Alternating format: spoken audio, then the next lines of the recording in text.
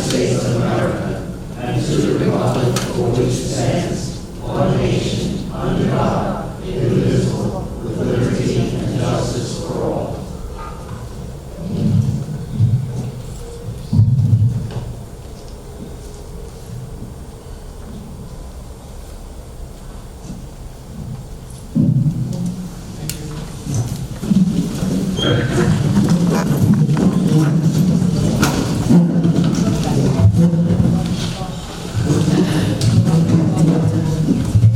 I want to read this before we start the discussion of resolution. Members are encouraged to come to open meetings of the board. Any questions pertaining to the resolution will be permitted before the regular business meeting begins. Questions and answers. We will reserve for agenda items only and will be permitted after the regular business meeting is adjourned. Before and after questions sessions will be recorded. Anything will not. Discussion of resolution number 2026-04-1601.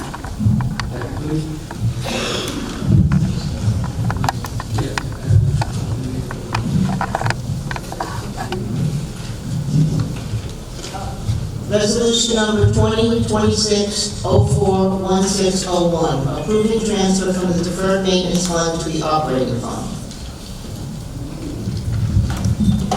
We have any questions on this resolution?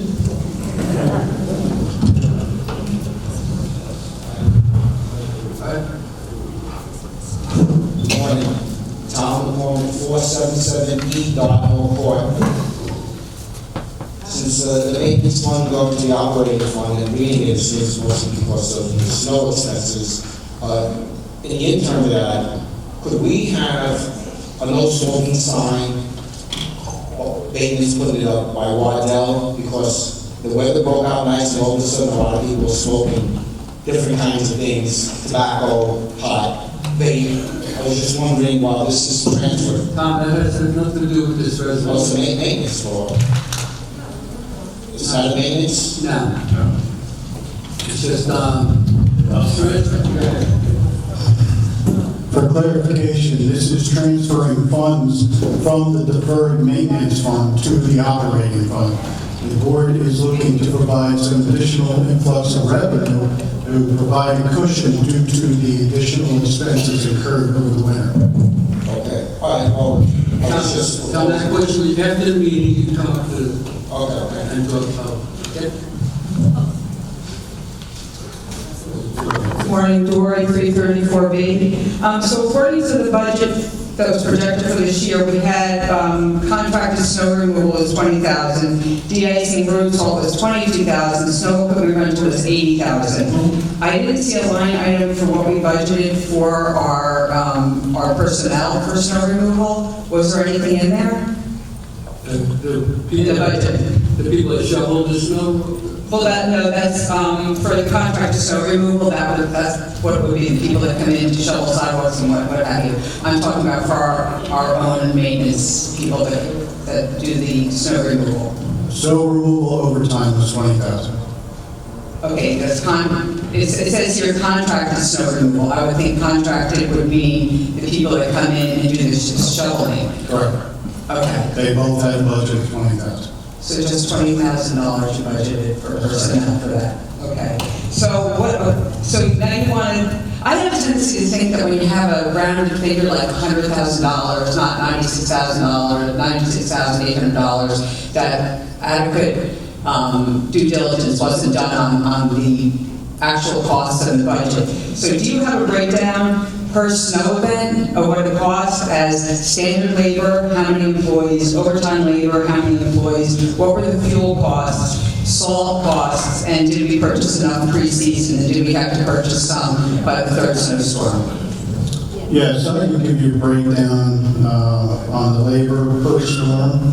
So the December 13th storm, we had $6,705 in contracted labor. $19,097.17 in Legion Village labor. January storm was the 25th through the 26th. We had $86,925.42 contracted labor. We also had some contracted snow removal, that was equipment, $12,793.75. And then we had LDA labor costs of $26,623.67. In the February storm, that was 22 and 23. $104,620 in contracted labor and $22,432.40 in LDA labor. Total de-icers for the season came to $19,747.54, of which we had $22,000 budgeted. Once again, the budget for outside labor was $20,000, inside labor was $20,000. We had approximately $75,000 in loader rental. We had $80,000 budgeted for the year. Estimated fuel costs are $10,102.32. And we're still compiling some of the repair costs, but we're estimating around $20,000. Can that be posted on the Facebook page? I think this kind of information brings transparency and gives people a chance to see exactly where our money's going. Yeah, that's not the problem. But also take into account that the 100,000 is a rounded number only to provide a cushion in operating. We see that this year, as I mentioned in previous meetings, with the assistance of our representatives from USI, we have seen some savings on insurance, which will be offsetting these additional costs due to the winter. But our budget is based upon income coming in over a period of 12 months. Since we've had an influx of a huge impact due to the winter storms, as well as our initial upfront insurance costs, the board had some concerns about cash flow. They didn't want to see the operating at negative, so they're putting this as a cushion. The intention is really at the end of the year that we should have some sort of surplus where we can move it back. Okay. All right, thank you.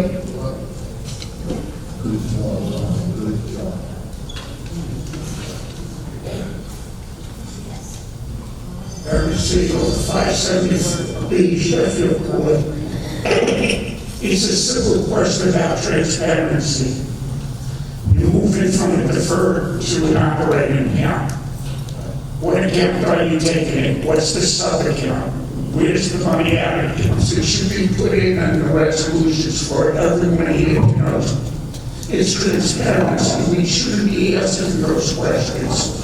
The deferred maintenance account is only one account. It's not multiple accounts. There's not a sub-account. It's coming out of deferred. It's coming into operating presently in Carney Bank, which will provide additional cash flow right now as a cushion. Okay. And towards the end of the year, once we get into the point of our CPS completed the audit, we'll see what kind of financial position we are at that time. Okay, what's the deferred maintenance account number?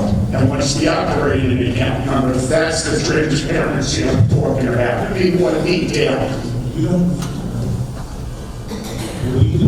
Barry, I don't have those account numbers. It's deferred maintenance is part of our reserve account. And the reserve account, you have capital replacement, fixed assets, and deferred maintenance. I understand that, but you have sub-accounts. Deferred maintenance is a sub-account. It's in the deferred, it's in the reserve accounts. That's the, 1015-104. That's the account number we should be having to be told to keep track. What are you going to do with that account? Excuse me? I said, what are you going to do with that account number now? For me to know and keep track if I want to follow. I didn't know what the deferred maintenance account was either, so that was. We have a right to know. Why does the number make a difference? It's transparency. That's what it is. You get transparency. You know that. This resolution is transparent. No, Yes. the account number also, we have the right to know when you write it up. Well, that's another, so. So people are doing it. That's your job, to follow us and give us as much information as possible.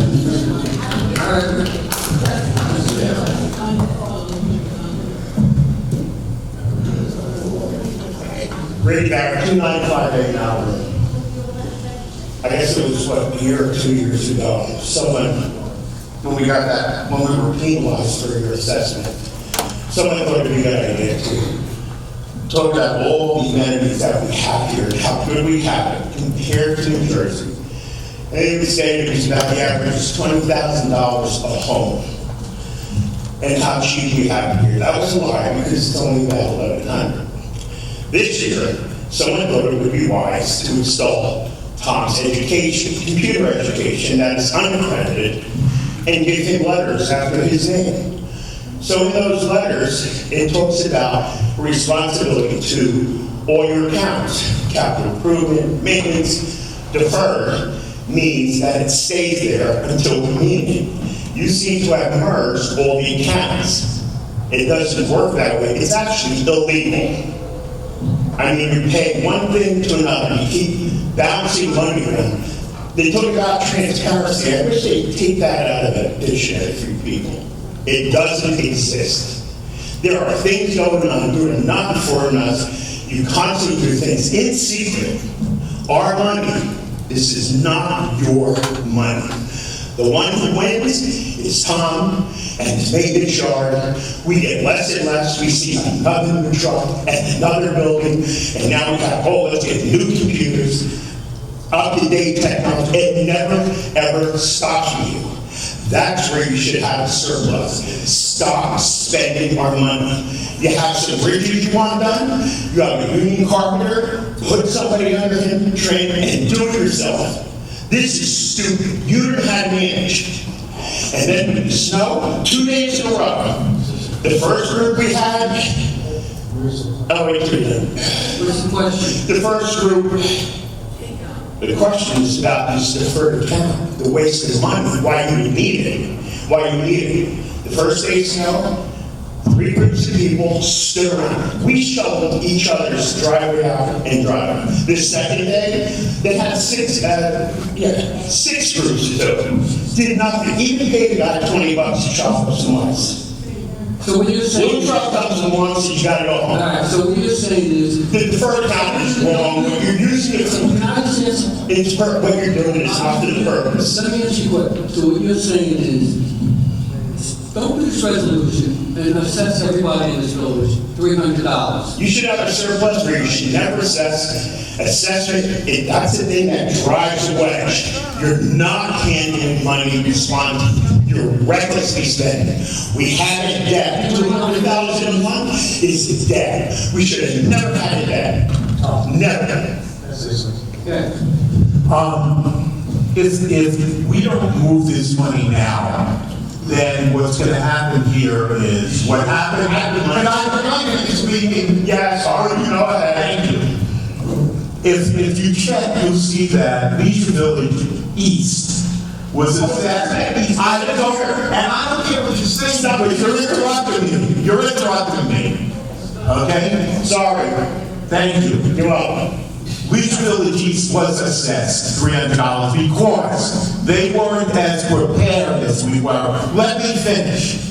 With equipment, with manpower, and with planning. And the reason was because of Tom, and that's the only reason that we're not getting assessed, while East was assessed, think about it, $300 a household because of that. $325 a household. Yeah, thank you, but we were not. And one of the reasons is that we had this money to be able to offset it, and we can back end replace it towards the end of the year, as this will explain. So if you'd rather pay a $300 assessment than do what you're saying, then we can do that. Put this resolution down and charge the villagers $300. Why don't you check with East and see if they like paying that East?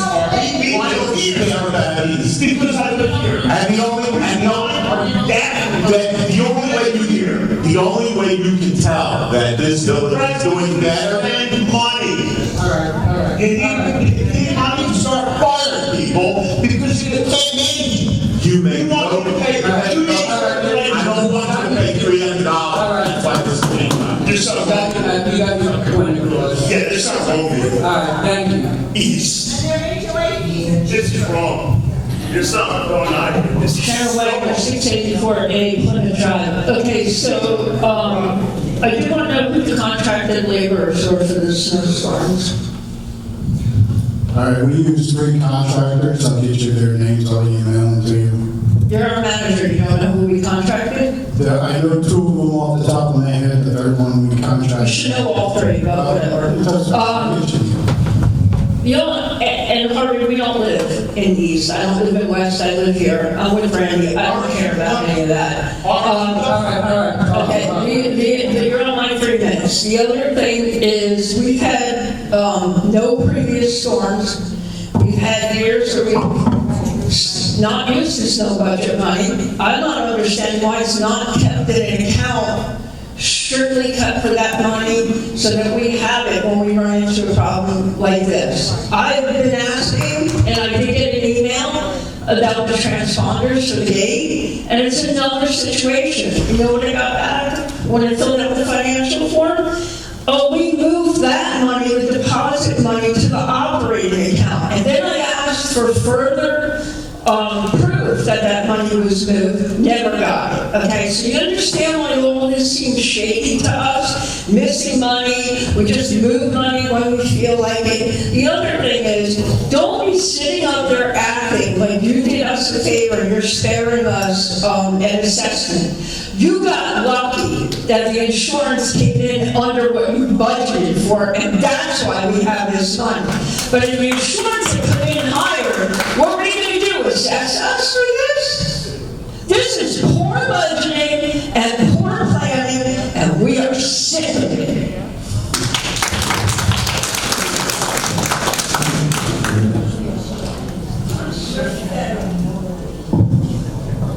Gene Lambert, 352A. I'm going to try to keep it calm. The $100,000 that you're moving from deferred to operating, is that to completely cover the expenses for the snow removal? Will that completely cover the expenses for the snow removal? Now, once again, the board is moving that money to provide a cushion in the operating account. Throughout the rest of the year, once we see that these expenses and the income is fully realized, it's intended that they're going to be moving those funds back. Do we have money for snow removal in October and November before the new budget starts? No, it's not accrued that way. So the anticipated expenses are typically realized December, usually January and February, but this past winter was December, January, and February, sometimes March. So that's how you anticipate, just like a pool contract, you're going to see that for 4 months. We've seen the weather has changed. What if we get snow in October and November this budget year? Will we have funds? The board will have to address that at that time. So where will that money come from? If we're using the entire deferred budget? Look, if there's something unique like that happens, it will happen. We can handle the snow removal in-house in October or even in November, where you're unlikely to have to hire outside contractors in to work. So our employees will most likely be here. The only thing you're really going to be experiencing is some overtime, which I think our operating budget can absorb. We existed through a month of ice on every single path except for the 2 halls and the administration building. How many people were injured because of that ice? First off, all the walks were not covered with ice. We were working diligently, and the crews were working diligently out there. So, as far as people being injured, I don't have a count on All right, I take that back. I didn't walk every single walk, but every walk that I did walk, and I walk a lot with my dog, was covered with ice. I went down 6 times and luckily did not get injured. How many people broke hips? How many people broke ankles, shoulders? This is a senior citizen community. What happens in October and November if we have ice, if we have another storm? We will put down de-icers like we do. You did? Inside. They obviously didn't work, and I talked to you about this weeks, months ago. Also, we were dealing with 3 weeks of Arctic weather. I agree. So that, if you think you're gonna get that in October, I think that's highly unlikely. I think it was highly unlikely that we're getting 90-degree weather today. It happens. The weather has changed. We have to be aware of that. I don't want to see another week, 3 weeks, 4 days of people falling down and getting hurt because the ice hasn't been removed. Did anybody even try to get rid of that ice? Yes, we tried to get rid of that ice. We had people out there 24 hours a day. For the first couple of days? Yes. Yes. And we reported it at the quarterly on this, and we reported also the January open on that. And we had reports from the supervisors. Everybody was working, and I gave a total, and including the grounds foreman, gave a total of how much de-icers we actually went through. Do we have any left? Yes, we do have some left in stock. For the walkways, not the roadways? For both. Hopefully we will. Thank you. You are up already. Bring out tonight on your behalf, considering the magnitude of this storm with an inch of ice on top of the conditions. I think you did relatively well, outside of the higher contracts, which you shouldn't be. Okay? Thank you. Any other questions?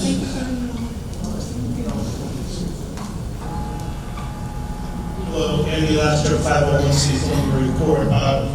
First off, I had a comment. I think we have somewhere around 2,500 units in Leisure Village, is that correct? 24. Okay. So $300 a unit, that would be over $700,000. It would be a lot more than $100,000. So I don't think a $300 assessment would have been necessary. Question I have is, will this movement of money affect our reserve account, reserves for that are mandated for us to have for future replacement of things like the pool and roofs and everything like that? No, it will not. So deferred maintenance historically has been used for this purpose, but most of the funds come out of there for power washing and painting. But historically, the association has used surplus funds out of deferred to offset these types of storms. But to your question, if it's going to impact any programs, currently we have a balance of 242 or 255,000 in the deferred maintenance, of which the board is looking to move 100,000. This year's power washing program or salt wash program is only budgeted for 100,000, so it's not completing the account. Okay, and in terms of the snow situation that we had this winter, obviously it was unexpected and a lot worse than we've had in a good number of years. But the problem that I had is the street where we live seems to be consistently ignored in every major storm, where we have ice conditions existing after the first storm for like, it wasn't until the third week that they took care of the ice on our street. My wife is a nurse, works at a hospital. I work at a hospital in a non-medical position. We're considered essential personnel. And the second storm, my wife was actually unable to get to work because the street was so filled with snow, and I kept calling and discussing it, and they're giving us this nonsense about, we need a letter from the hospital saying that your wife is essential personnel. I sent them our ID badges, which clearly state on them essential personnel, and it was just, it's ridiculous, I find it unacceptable. And the other comment that I want to make in terms of transparency that everyone's asking about, I think it would be good for the board to provide a detailed breakdown on the expenses for the snow. For example, how many people were used, how much equipment was rented, what were the expenses, what was the overtime, just to give people an idea of what's going on, because we don't know. I mean, on the way here on Portsmouth, we passed, there were 3 workers standing at near a bench near the flower board, it was like pavers around a section that I think they normally put flowers in. Two guys are standing watching while the third one is moving the bricks or something. I mean, that's typical. We see a lot of that. During the storm, we saw people walk by and do nothing. However, some people sitting in the van for an extended period of time when she was walking her dog. We saw a guy walk down the street with a shovel nothing, walked down the block, got into a van and drove away. So, you know, I don't know, maybe these guys are on break or whatever, but if we had more understanding of what's going on in terms of those kinds of expenses, and I think other expenses, I think people would appreciate it and understand better. And you could make your argument a lot more convincingly at these meetings as opposed to people saying, we don't know what you're doing, or maybe everything you're doing is fine, but there's no backup for it. There's no real detailed information when we get into budget situations. Okay, thank you.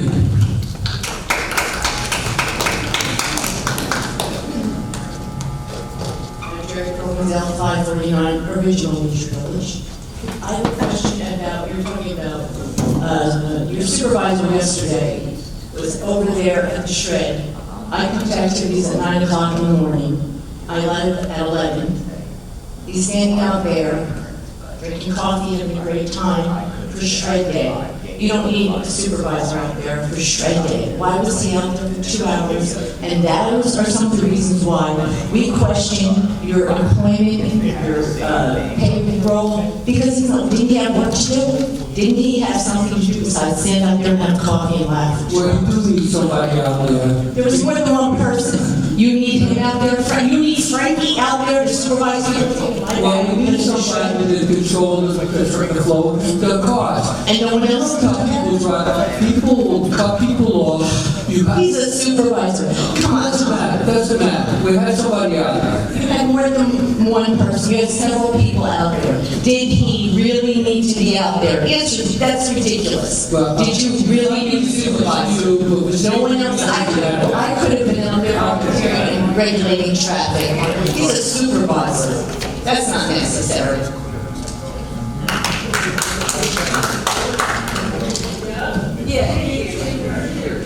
Morning, Amber, 530. Question about the moving of the money.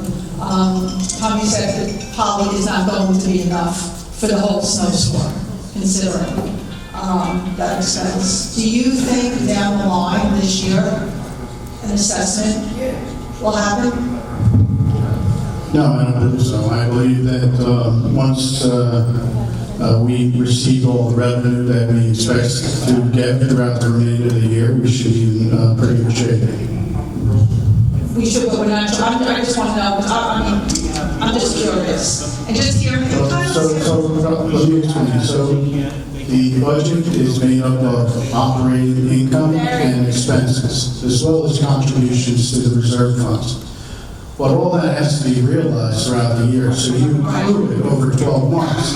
Some expenses you anticipate getting in the beginning of the year, middle of the year, the end of the year. But you anticipate getting a certain amount of revenue in each one of those months. So we've seen that in the beginning of the year, historically, we get these large insurance premium payments that we have to manage. We don't typically see these type of winters where we're experiencing this much winter expenses. So that did drain down the operating. The board doesn't want it to go into a situation where it's a negative. Therefore, they're moving these funds temporarily. But throughout the rest of the year, once we're no longer seeing similar expenses, things are going to balance out. You're going to have that income, you're going to have your typical expenses, and towards the end of the year, we should have a surplus because we are seeing that based upon what we budgeted for insurance as well as what we're experiencing on those realized expenses, we should have a surplus in that area. Okay, well, that's good. Can I say on that note, on average, I don't know if it would be for Judy or Tom, on average, monthly, how much do we collect in HOA payments?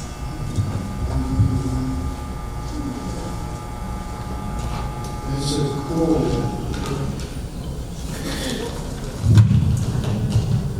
So the average accrual number is 1,100,000 and change. So that fluctuates depending on whether or not someone didn't pay their association fee that month. Are you finding more now that as the months go on and the economy isn't great for a lot of people, that more and more people are defaulting on their HOA and we're collecting less and less from it? No? Okay.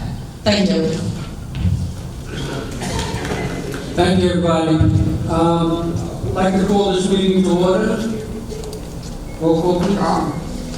Someone had a question right here, what's coming up? Go ahead. Tom, Yeah. Debbie here, Judy and me. Tom, Tom, he was coming up before you started. About the resolution. No, we'll do that after the meeting.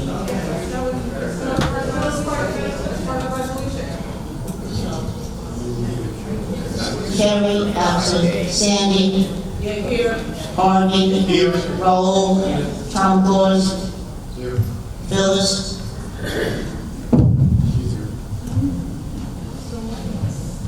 All right, we're gonna have special guest speak today on the insurance, USI.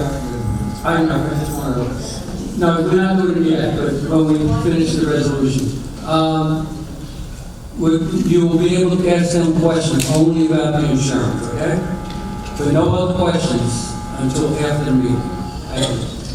All right, we're gonna do approval of meeting minutes for March 19, 2026. I make the motion. I second. All in favor? Aye. All right, now we'll have a special guest. USI, you can come up and speak.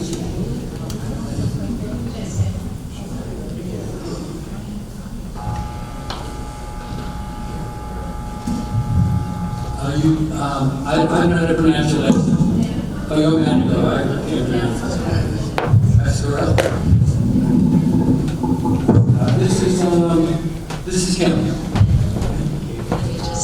Can everybody hear me? Well, good morning, everybody, and thank you for having us today. I'm Kim Manicone. I'm one of the two brokers who handles your account with my colleague Debbie Pasquarello from USI Insurance. Some of you look familiar from last year, so thank you for coming back. Just wanted to give you a little bit of briefing for those who don't remember. So we're USI Insurance. We're a very large broker, but really what matters to you is that we have an office in Toms River, very local here, and we actually have a whole condo department specializing in all HOAs. The woman who handles your account on a daily basis has over 40 years experience and has worked with both of us for many years. I just wanted to let you know that your account isn't just seen for renewal. We don't just meet on it a few weeks before. We meet on it 6 months into the policy period. It's Debbie, myself, your claims advocate who works a lot with Tom, Barbara Lombardi, Terry, and we have some loss control people at the meeting, and take a look at, are there any new markets coming into the marketplace? As you know, it's a very limited marketplace.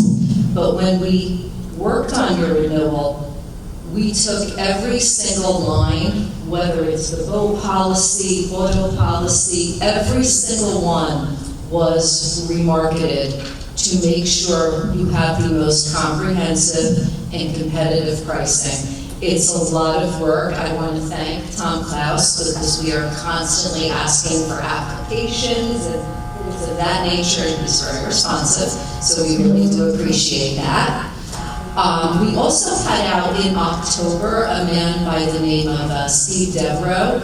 He heads up our loss control division, and he walked your property and he created a beautiful report, and that was what we also sent off to the insurance company.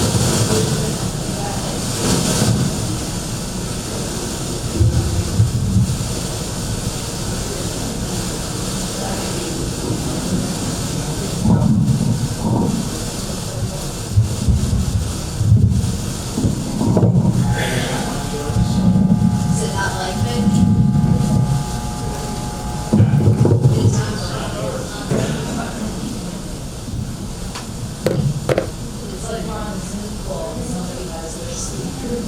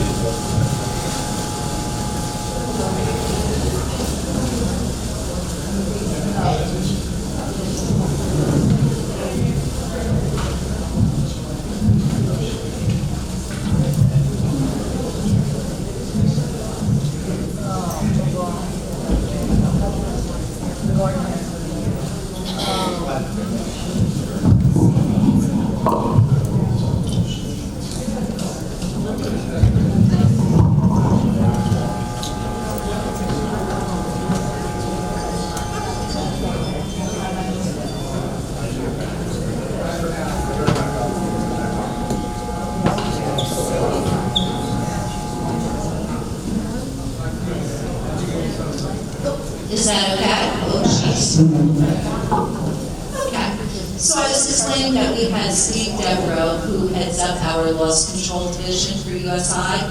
He walked your property for a few hours in October and created a really great report. And that is also what was sent to the insurance companies when we were working on your renewal. Instead of just sending an application or only like reading about you on a piece of paper, we give like a very nice narrative and paint the rosiest picture so that we can get the best pricing on every single line. He met with Klaus for a few hours, and we saw some positive impacts when we went for the actual pricing for the policy. And Debbie's going to get into some of the positives of when we had the December renewal. But thank you again for having us. Debbie and I have worked together for 27 years, so we know each other very well.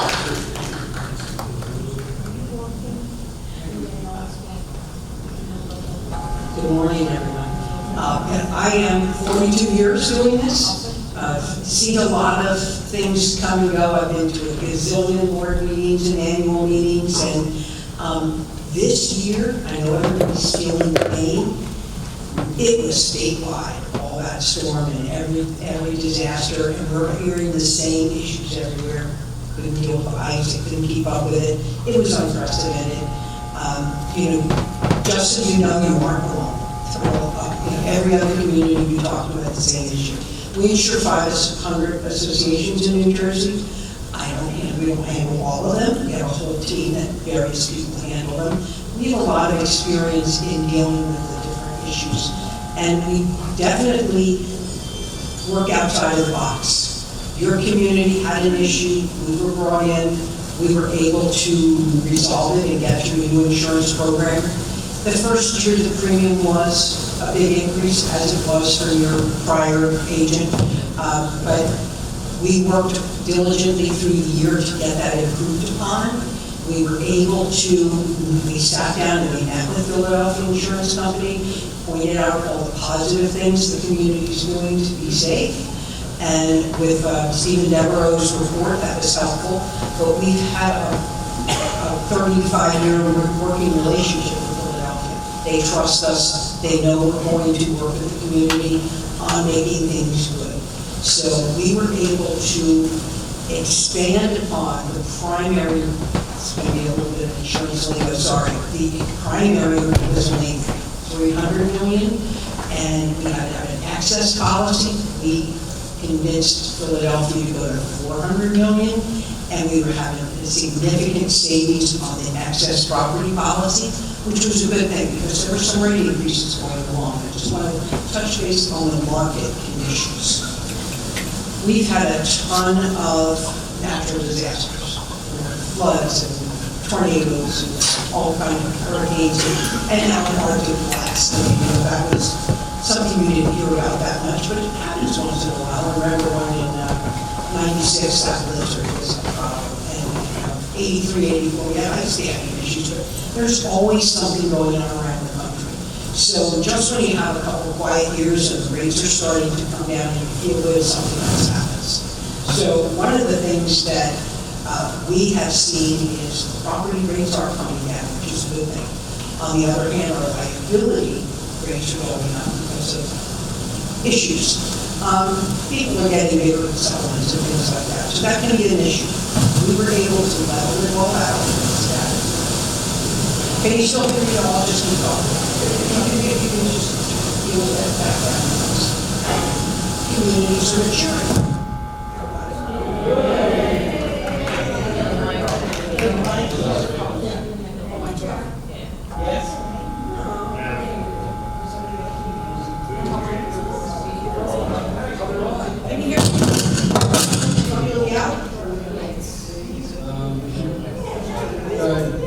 Can you hear me now? Yeah, okay. So we're in the market of making sure we're dealing with ups and downs and everything that's going on. So we're problem solvers. In that note, we were able to save you a nice amount of money this year, which is what we are planning on. We're already working on the next year. We've gone out to different markets. Nobody could put together what we had already put together. So we just concentrated on improving what we originally did for last year. So that is a plus. We have very few, there's only 2 or 3 markets right now that would insure a community of your size. So we talked to the other 2 and they're not really, they weren't able to do what we did. But we had a meeting with one of them yesterday and now they want to look at renewal, when it comes up. So we're always dealing with it, we're always trying to improve upon it. And like Kim said, we don't just look at it a couple weeks before the renewal, it's a constant program, and that's why they brought us in. So we're part of the professional team, we're here to work with you, it's a partnership, we're looking for a long-term relationship where we will continue to work together on improving anything we can, and we want to be part of the legal team and the whole professional team that you have put together. And we continue to work on it. We do appreciate you having confidence in us, and we will keep you posted as things are going along. I think that's pretty much it. We're glad we were able to help offset some of the other expenses that you're having. All right. Okay. We have any questions for Debbie or Kim?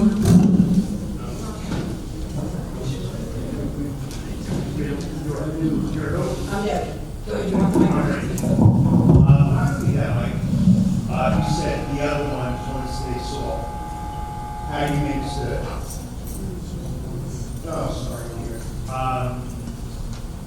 trying to get the insurance down, you have insurance, Yes. last thing it was before, and you said, other 2, is that like a bargain? In other words, you're trying to like bargain to get them in, or are you like a broker? We represent you. Yes, but you're one of the 3. No, we're your broker. There's 3 insurance companies. Yes, Not one us. of those. So what you did to get low rates, and now they want to try to do the same thing. No, I'm sorry if I made it confusing. Yeah, I don't know. Okay. We're working with the program we put together for you last year, and we work with them. We represent other insurance companies. Yes. Those 2 insurance companies, the insurance market in the property side has changed, and they are looking at more capacity, and they said, oh, we think we could work on that next year, let us look at it. So we represent you. We're independent of all those companies. We have them in our portfolio, and we're able to utilize them, and we don't mind playing it against each other at your benefit. Okay?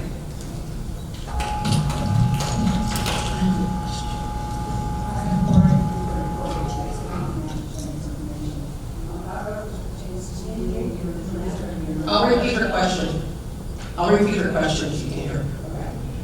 So in the rebuilding process of the homes that have already been hired, why aren't there firewalls put in? According to code? Okay. Building code, I was just going to say that, building codes are regulated by your town, Lakewood. I'm not an expert on that, but I can tell you from an insurance standpoint, we do have what is called building ordinance coverage that would cover anything. When you have a claim, you're supposed to get back exactly what you had before. Not anything greater, it's not, to make a windfall on it. The only time that is different is if the town code says if a building is damaged, X amount or more, it has to be rebuilt to new code. That's a town thing. I don't know what your codes are, but it does come into play because when there is a fire, you have your town building people come in. And they may say, no, this needs to be rebuilt this way now. And if that is required, our insurance will cover that.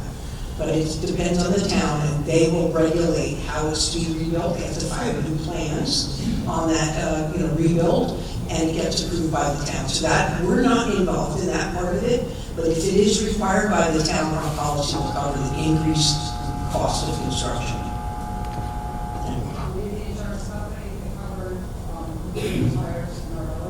The one that happened last January, a year ago, I think it was, yeah, yes.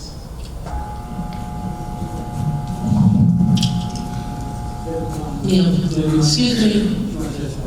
Yes. Debbie, I saw a report the other day about insurance nationwide. Is that the basis for insurance rate, the nation, or is it just what happens in New Jersey? Only because I heard in that same report that Florida insurance had gone up like 300%. There are different facets, let me explain that a little bit. The base is nationwide, then it comes down to local. You're considered a tier 1 wind, so you've got wind exposure because you're in Ocean County. And then it boils down to the final is your community specifically. So we've got the insurance companies setting national rates. Then we have our own local setups where you have that wind percentage deductible. And those items all come into play. And the underwriter has a range of rates where they can go to. And both the national, local, and then yours individually. And when they're looking at that, they're looking at the losses that you've had, the maintenance that's going on. That's where our narrative comes in because they have the ability to flex on that rate.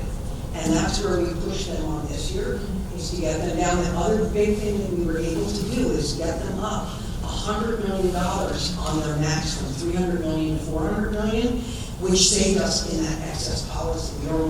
We had a big savings there, which helped to offset some of the other increases on the liability side, umbrella side, umbrella excess liability. Because bigger judgments are getting paid out, we had that problem. But basically, there's a lot of factors that go into it, and I have to tell you, relationships with the insurance companies go into it, too. So that's why we need them in close. Thank you. You're welcome. Good morning, Bill Bishop. Hi, Bill Bishop. I think your presentation was excellent. Thank you very much. Were you the couple that a couple of years ago said that you weren't going to take your percentage based on policy? Well, but that was last year. We took a cut in our commission. Well, it was remembered in the bank. Yeah. And we've done that again this year, so. Thank you. So the bottom line is, will there be a rate increase? Will it be stabilized, or what is your? Well, our thoughts are, since we were able to do this significant moving around of things this past year, we're aiming to continue that trend. We're trying to get it. Now, your renewal isn't coming up again until December 31st, and we're talking about that too. End of year is difficult. We'd like to make it earlier than that. But our situation is, we've already started talking to them about it this year, for next year. Do you want to keep the account? This is all good stuff they're doing. Let's negotiate it further. Now, they were willing to pick you up like last year. This is one of our things. Your carrier last year non-renewed you. Well, they didn't non-renew you, they doubled the premium, so that was basically the same thing. That said, we don't want to insure you anymore, we're doubling your premium. Something similar to that. I don't know, we weren't the brokers at the time, so we found somebody that was willing to give you a decent price and put the program together for us. So we owe them some loyalty because they did that, but then we're showing what we're working with you and the board and the whole community on protecting things further. So they're going to work with us and they want to now have a long-term relationship with you, and they're going to work with us again on renewal to hopefully bring prices down again, maybe increase the capacity again. Maybe we'll be able to, as their national capacity increases with the improving property market, we might be able to get rid of that excess property policy altogether. So that's our goal. Thank you.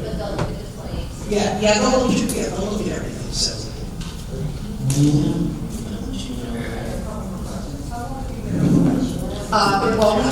Sorry, how long is there? We took you over December of 2024. So we're relatively new, but I think we are the best thing since sliced bread, so. So, question for you, did we have cost replacement insurance on the maintenance building? I didn't hear Did we that. have cost replacement insurance on the maintenance building? Yes. Okay, then why didn't we just rebuild the maintenance building with the cost replacement insurance? Was it a loss? Yes, so this was several years back. I've answered this before in previous meetings. So the cost of the existing building was far less than the cost of the replacement building. So you're not going to, the insurance company is not going to give you extra money to build a two-story building if you had one story. I want to get to that. As I said before, insurance is made to give you back what you lost. Yeah. Well, and if you have to improve it because the town code says you have to improve it, they'll pay for that. But if you, as a community, decide to make improvements, it's probably a good time to do it. If it has to be rebuilt anyway, then why not add the extra and do it? That's the theory of some people. We weren't the broker at the time. Your insurance payment would give you back what you had. And then if the community decided there's time to make an improvement, let's do it now. That would be their decision, has nothing to do with insurance. Okay? That's exactly what I was going leading to. The existing building was insured to its estimated value for replacement. The board, at that time, plus previous boards, had been planning a new service building for years. And since that one was so badly damaged, it didn't make sense to rebuild an existing structure that no longer suited our needs. That is the opportune time to build that new service building. So the insurance company is not going to cover the additional costs for that improvement. Yes, I understand that, but with that said, what do we get for the payout from the insurance company to defray the cost of We reported that in the past as well, and I think it was $421,000, but I'll double check that number and get back to you. Any other insurance questions? Thank you, Deputy Jim. Thank you very much. We're going to resume our regular meeting. Secretary's report.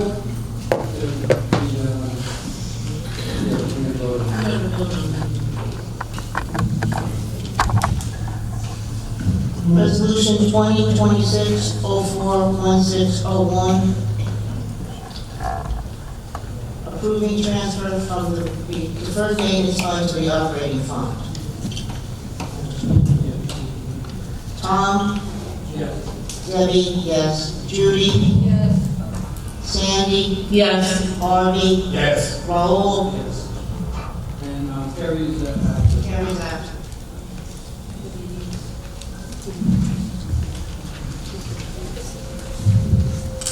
Thank you, Debbie. Treasurer's report?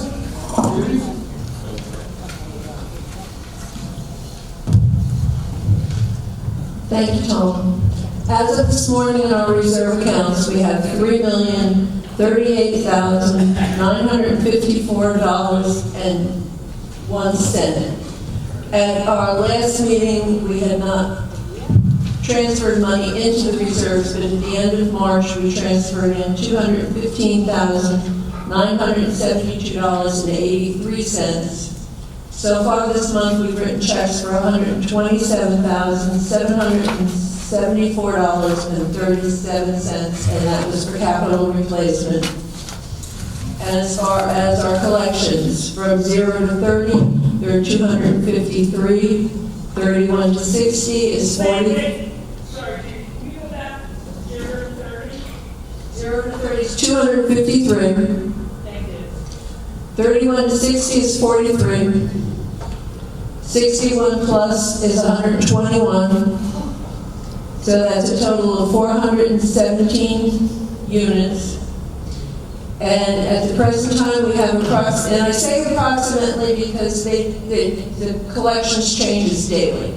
So we have about 41 in attorneys, and that equals about 343,000 out in our attorneys for collections. Oh, 343, sorry, I read it wrong. Thank you, that's my report. A reminder, all these questions will be answered after the meeting, okay? So the rest of the people that are talking, all the questions will be answered after the meeting. We won't have an opportunity to ask. Yes. Attorney's report, thank you, attorney's report. Tom, why not? We've always had that. We've always had the opportunity. Did you get on the red bottom of I don't think it'll be. things have changed? Wow.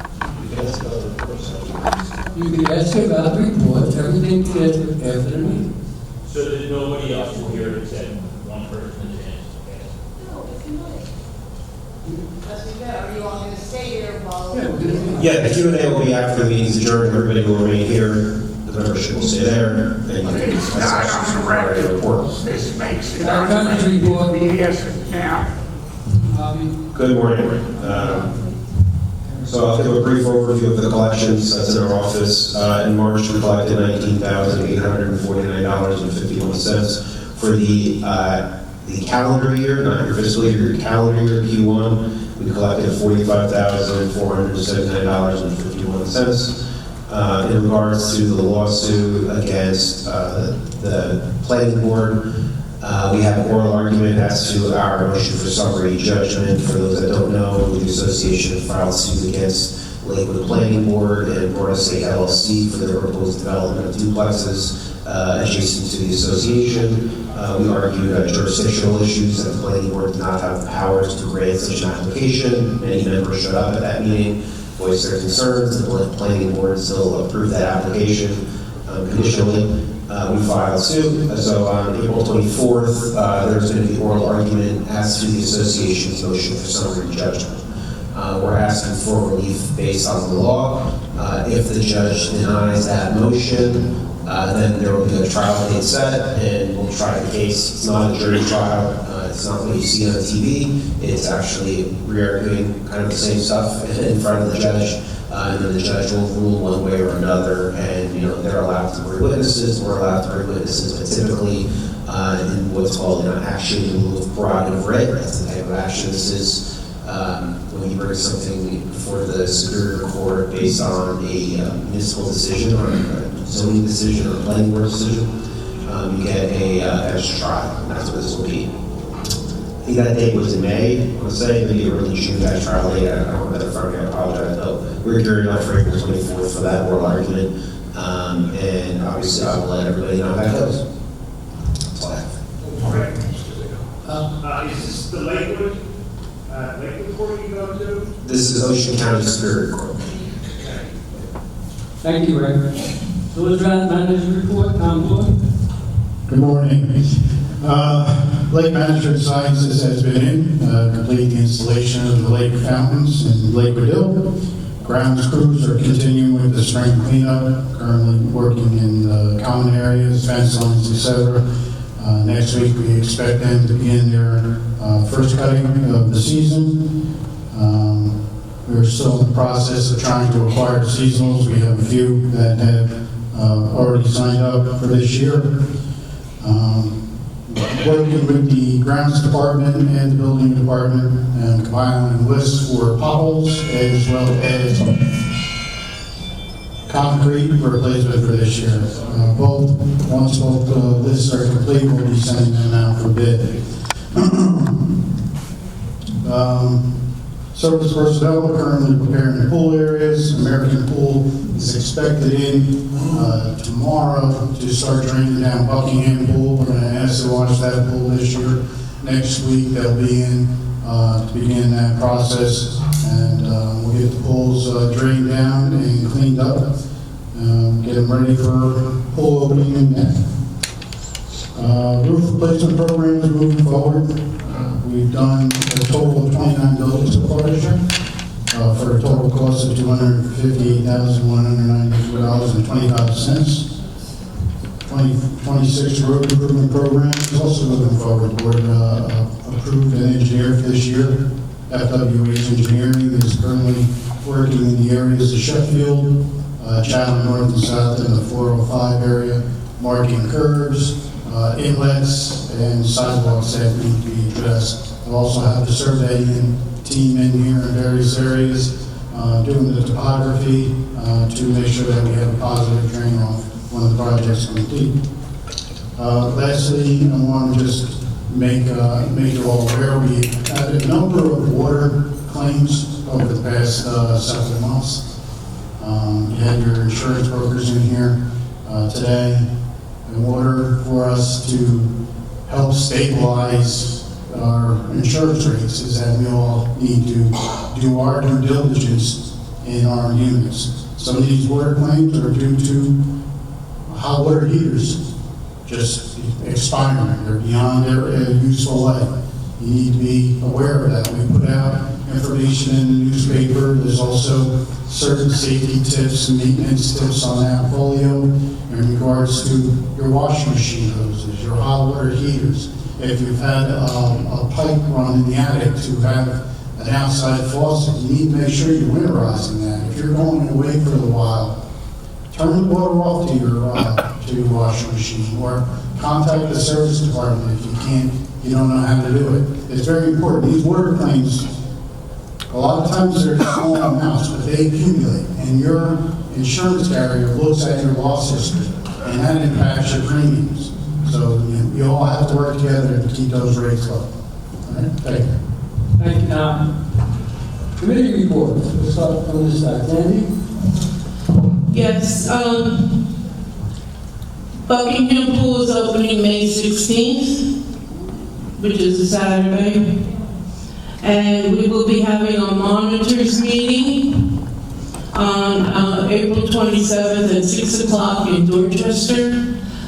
I think all the pools need people and volunteers to do this kind of work. This is the first thing I ever did when I moved to the village. I became a pool monitor.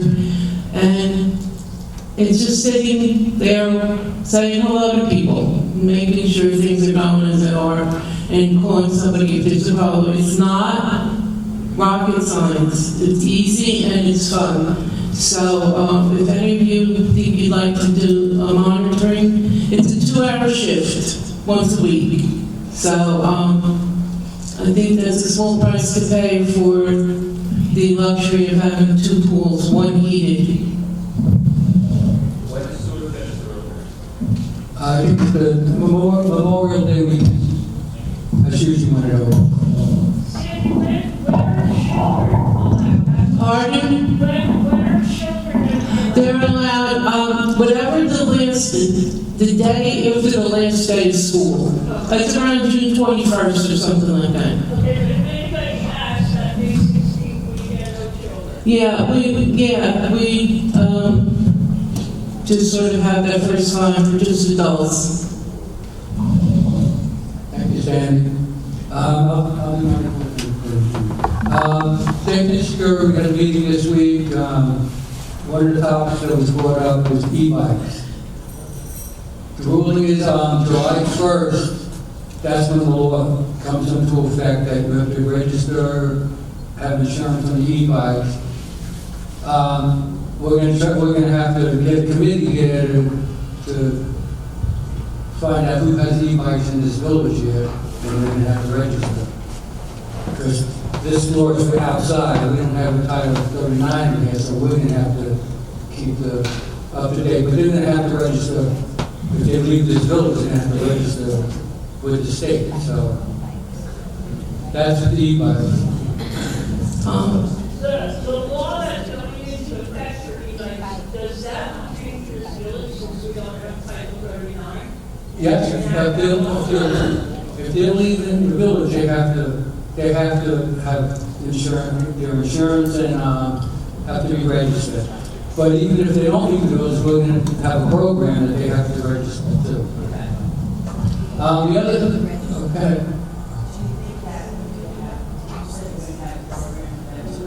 Yeah. The other thing is Dorchester Pool. That's opening, like we said, the Memorial Day weekend. We do not have a chairperson. So we need somebody to volunteer to be the chairperson for Dorchester Pool. Otherwise, that pool's not going to be open. We need somebody to get monitors. They can have to come to the meeting, get the monitors. And this last year, we were in the line. One of the chair people quit, and I was stuck with it. And by rule, the liaison can't be the chairperson. So, but I did it because nobody stepped up. So we need somebody to step up in the village to be the chairperson. And that's my report. Now, Judy? Tom? I'd just like to say that tomorrow at 10 o'clock in Buckingham Hall, we have our neighborhood representatives meeting. If you're a representative, please come. If you just have questions that you'd like to ask the management who will be there, we welcome those questions too. So hopefully we'll see people there tomorrow. Thank you. Thank you, Judy. When you're finished, I have something else to say. Anybody else speaking? Okay. First of all, I'd like to congratulate all the new trustees or re-elected trustees and wish them well. The other thing is, as you know, something dear to my heart is the food pantry. And unfortunately, we've been very successful to have 25 to 30 people a day come. We have been managing to keep up with the donations, and people have been extremely generous. But also, we have now a group, and we'll hear more about this next month, is Kitchen in the Basement, and they work with Jersey Dreams out of Neptune, and they are food providers. They do meals and other things. And the chairperson, I guess she's the head of Kitchen in the Basement, lives in the village. And yesterday, she and her certified chef brought us about 20 sandwiches and some salads and homemade soups and homemade muffins and other things. And they were gone when we left yesterday. We had 19 people come in yesterday for food. So it's a need, and I just read an article where more staff people are being cut. So, you never know. We ask no questions, people just sign so we can keep track of the number. So we still need donations, we're still going strong, and I'm proud of our volunteers. We have a lot of volunteers. Thank you. Thank you. Vice President?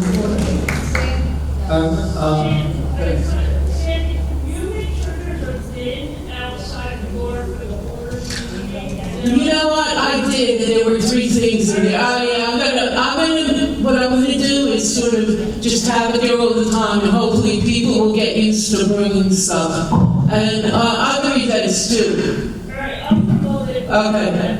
I appreciate it, thank All you. right, Are there items, I know this this is supposed to be up to the meeting, please. Pardon? something else, is there an item to say like that, or you have a more specific need or? Perfectly honestly, the most wanted items are toilet paper and paper towels, because there are things you can't buy with food stamps. You can't buy any. Oh, okay, sorry. All right, President's report.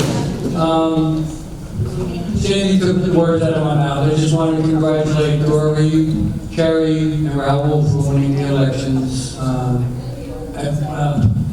me. But we're going to welcome them on the board, and hopefully, we can move on and make this village greater. I'd like to adjourn this meeting. So moved. Everybody in favor? Aye. All right, anybody has any questions? Come up.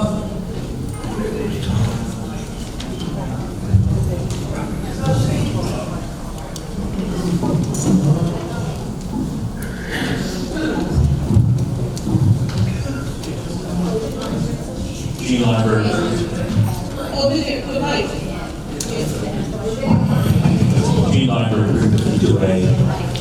First of all, why was this changed so that we can't ask at the time of a report to that person? We've had this forever, as far as I know. The Q&A. It sounds like the board wants me to answer it. All right, so the original format was this way. Over the past year or so, the board has gone away from it. But if you read the governing docs, it's very specific on how these meetings are supposed to be handled. And there's no questions from the floor while the meeting is going on, only after adjournment. So the board has made its determination to go back to the way it's supposed to be. Okay. Don't like it, but okay. Number one, question that I've asked repeatedly over the last 2 years. When will JCP&L get our lights turned on the streets and the power on for these new boxes? I'm hoping it's very soon. I've seen them operating in here, and I have numerous emails out to Mr. Bryce to get an estimated completion date, and had not gotten a response as of yet. Has the board gone above JCP&L to the commission, for Board of Public Commission for Utilities or whatever it's called? I know I have called. I have called. As an individual or as the board president? I asked for, I said, as a president and board president, I said both. But they did come, when I called, they did come down and fix a couple of lights, but that was before they did this major overhaul. So I think the major overhaul is going to fix all the lights in the village, when they hook everything up. I'm glad that you have faith in the Bible. Well, Say.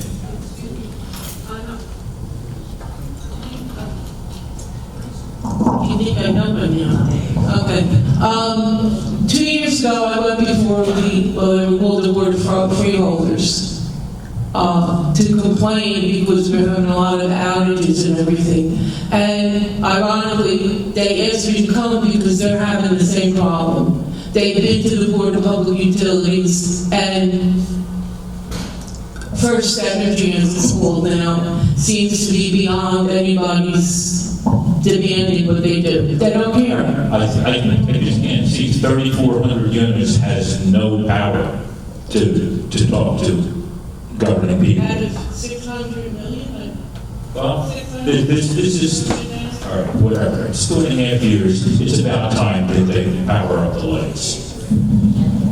Tom, have we had any progress renting the space that Del Virginia vacated?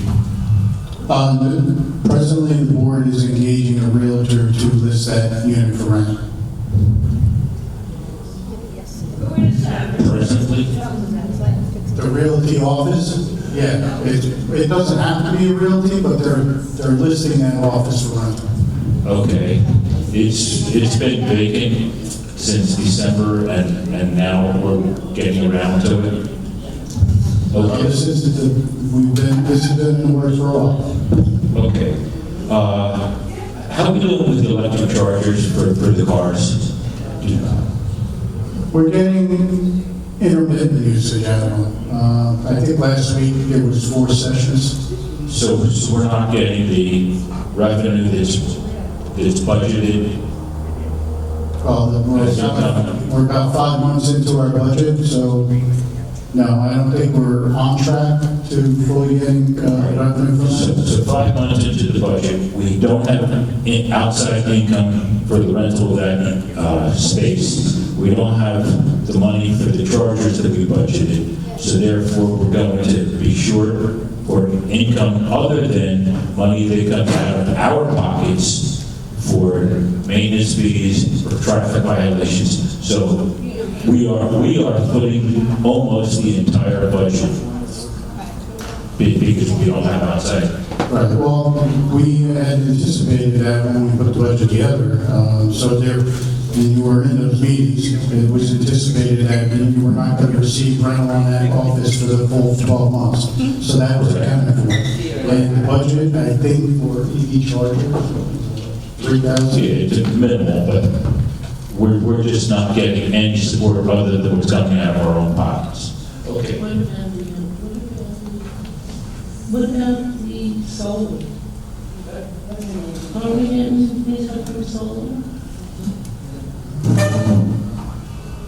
As of 9 o'clock this morning, the final budget that was passed is not on Appfolio.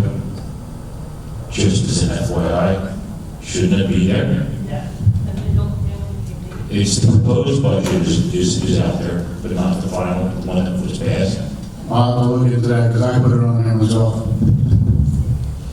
Okay, so check it out because it has the 9 o'clock goes there. All right, I'm done. Tom Mahoney, 477 Dartmouth Court. As I brought up before, the reason why I brought it up for the maintenance, which had care and upkeep, I'd like to propose a no smoking sign at places like the gazebo, because it's a wooden fixture, and also the smoking of tobacco, pot, vaping, and it could be a fire hazard too, you know. I'd like to propose any wooden structures around that area. Maybe you can help us with that, okay? Thank you.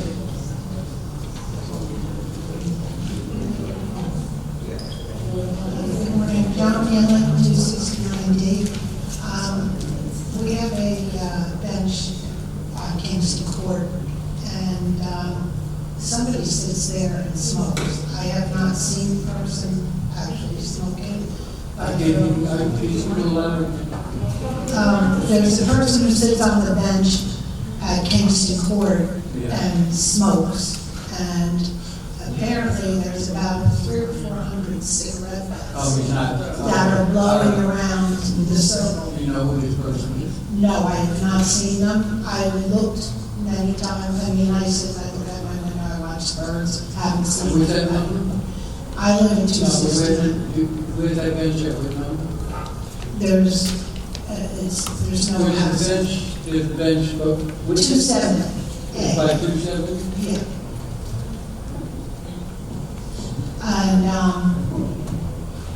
And if that could be cleaned up, it would be nice. Also, I have a question. You mentioned the power washing and soft washing.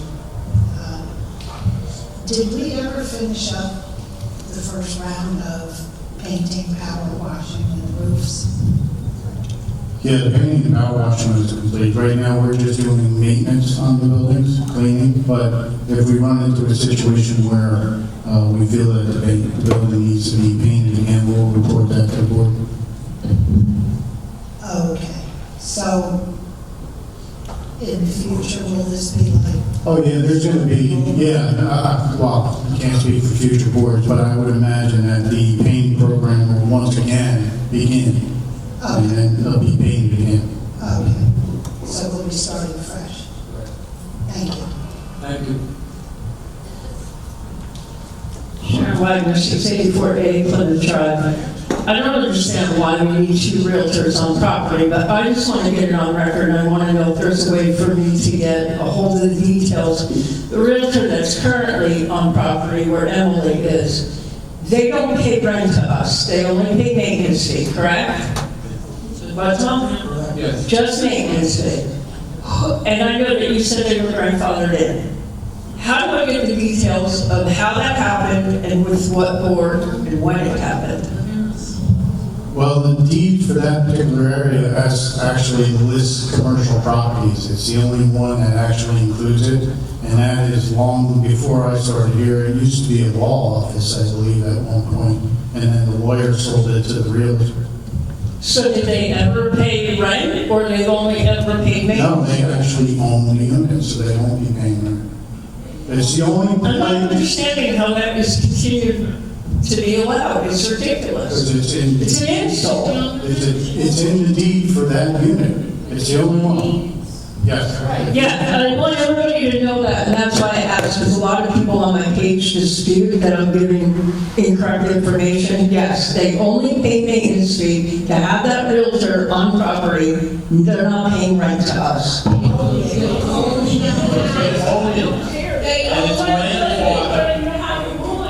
That you can't have a business on property. I can't open up Chef Sharon's kitchen out of my kitchen on property. This happened 30 years ago, 40 years ago, we I can't don't stop it. care. Can we see some type of, this is ridiculous. That is such an insult and a thorn in my side that they're allowed to do that. And how do we stop it? How do we stop it? I don't know. We can find an attorney. Ask him. I'm not an attorney. Well, the difference is that you have commercial units and you have residential units. It's common in community associations. It's a deed that they purchase. You can't just change property rights and say you can no longer be commercial, you have to be residential. The same way you can't change your deed and start performing commercial activity out of your residential unit. Jerry Roosevelt, 559B. I just have, first of all, over at Buckingham, those lights, when you come out at night over there, and you come out from those new wave dances, that's very dangerous. I am shocked that no one has been injured. You can't see anything, or by car, you can't see at all over there. Very dangerous. And Tom, I believe you posted this month's clause. What is the average life expectancy of a water heater?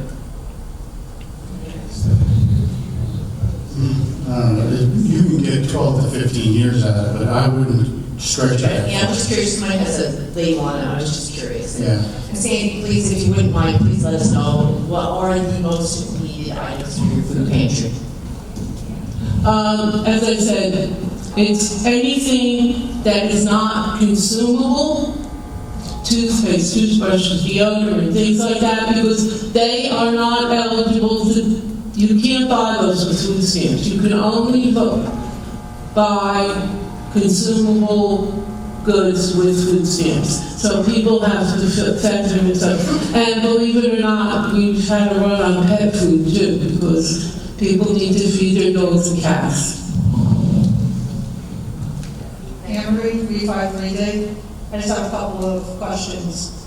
And I brought up these two at the last, one meeting, and the next one, the second one I'm going to ask about. This will be the fourth meeting in a row. The painting of, I know it was winter as well, regarding the painting of speedboats out in the front as the entrance, if that can be done. Yes, Frank has that on his schedule. Okay, great. Second, and again, it could be nickel and dime to some people, but it's a thorn in my side because of the amount of electricity I pay in my own unit. The amount of electricity that we're paying in each of these buildings, the administration building in Dorchester, Buckingham, and the maintenance building.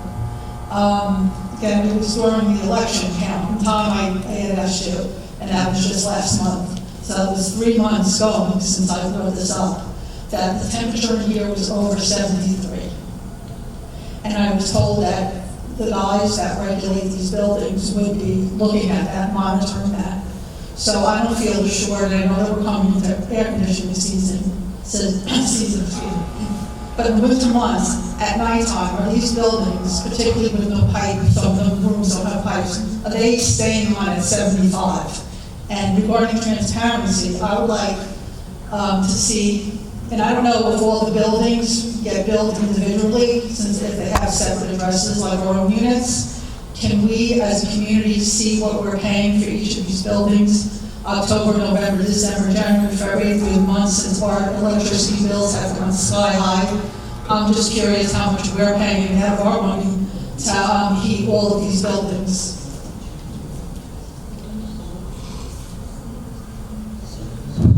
I can put a report together for that. Okay, that would be great. You want what month? October through, I would say, March. For, you know, the maintenance building, administration building, Buckingham, Dorchester, all the areas that we're paying for but not living in. Okay, if I miss one, don't get mad. Okay, no, not at all. But I'll get to it with time. Sure. Okay, thank you. I also brought up at a meeting, regarding selling of properties now and people who are purchasing it, whether renters are coming in or not. It has come to my knowledge that we find that administration finds out at the fact of closing that LLCs are buying some of these properties up.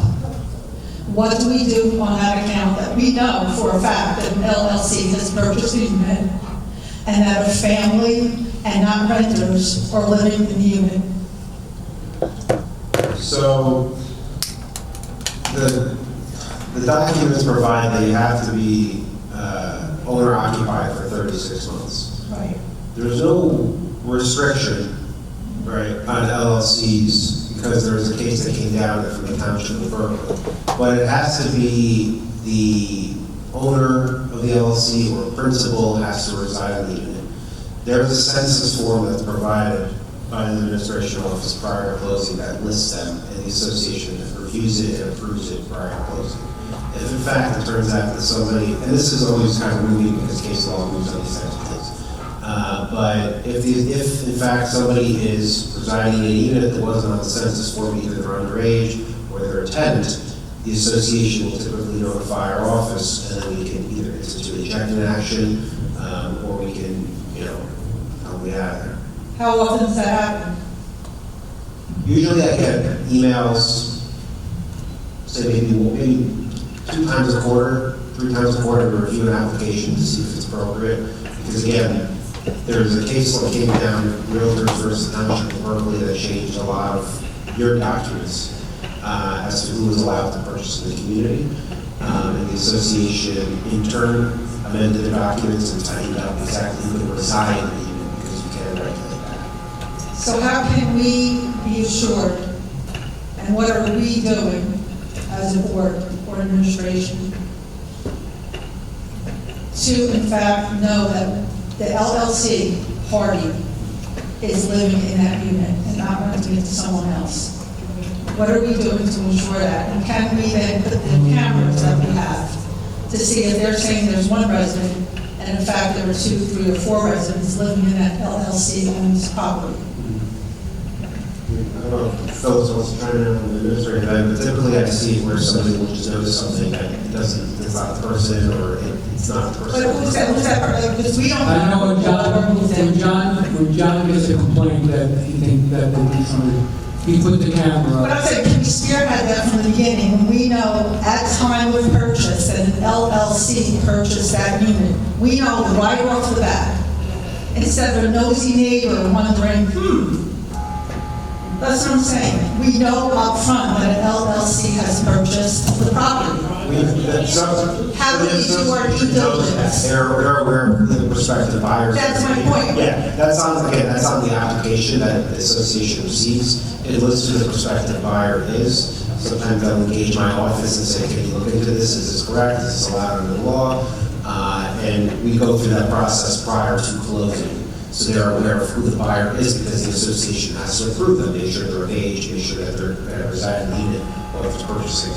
Do we have multiple ownerships of the same LLC? Okay. Oh, within The the- LLC buys one unit. 3 months later, the same LLC is buying another unit. 4 months later, the same LLC has bought a third or fourth unit. So there's nothing preventing right now, but that would go to the point of, well, they have to reside in the units. But, right, so that's. So the answer would be no, because you would say, well, you own 6 units here, right? The principal is X, the owner is X, you can't reside in these other units, so you deny the application.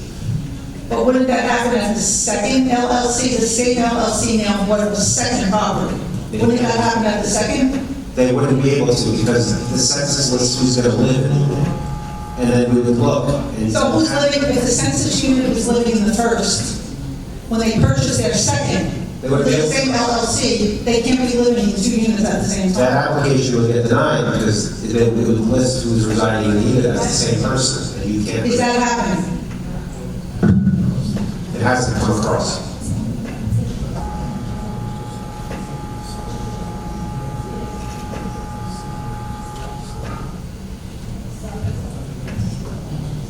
Yeah. I mean, there's a million scenarios. I think the response is that hasn't happened. So, to his point, there's all kinds of inheritance issues, and some trusts and things like that. So it can get tricky, and certainly we've come across some creative ways to circumvent the association's rules. But the heart of the rule is that even if you're an LLC, if you're a trust, you have to be owner occupied for 36 months. I hear what you're saying, but I don't think that's the case with a lot of these LLC purchases. If you think that if you don't believe that that's the case, I think management would love to know that, because that goes against, they probably. I don't know, I'm not privy to all of that information where administration is. Right. So what kind of due diligence are they doing to be assured that the inhabitants of these units are in fact the family of that LLC? Well, they ask the ID, they ask for, they come in, they provide the driver's license or some form of ID. I mean, I've seen the applications. So then could we then go to those properties and ask them if they are that said person that presented that information at time of ownership? The board wants to start implementing that policy.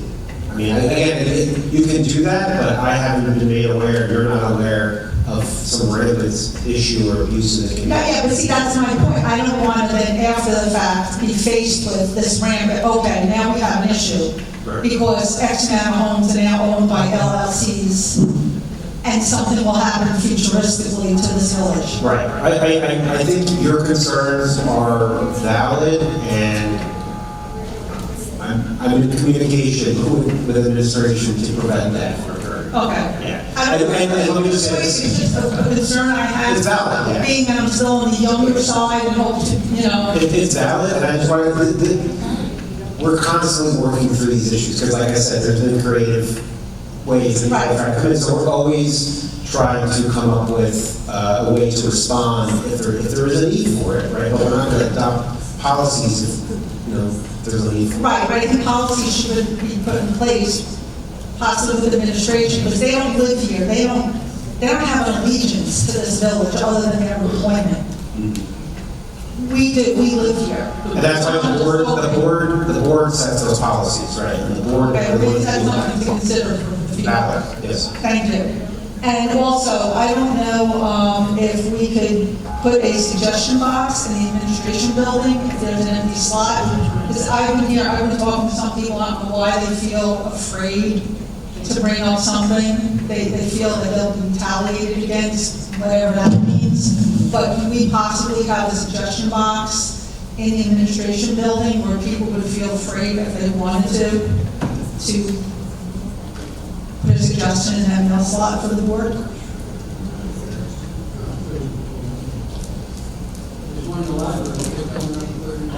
Okay, but I think, I think as a whole, people should know, because none of this now is being aired to the people who are not able to make it to the meetings, which is a due diligence to a lot of the people in this village that we're doing right now. So I think we need to be more aware of the people who can't make the meetings, who may need to watch this on video, that are now not privy to any of the questions that their neighbors have for them. Thank you.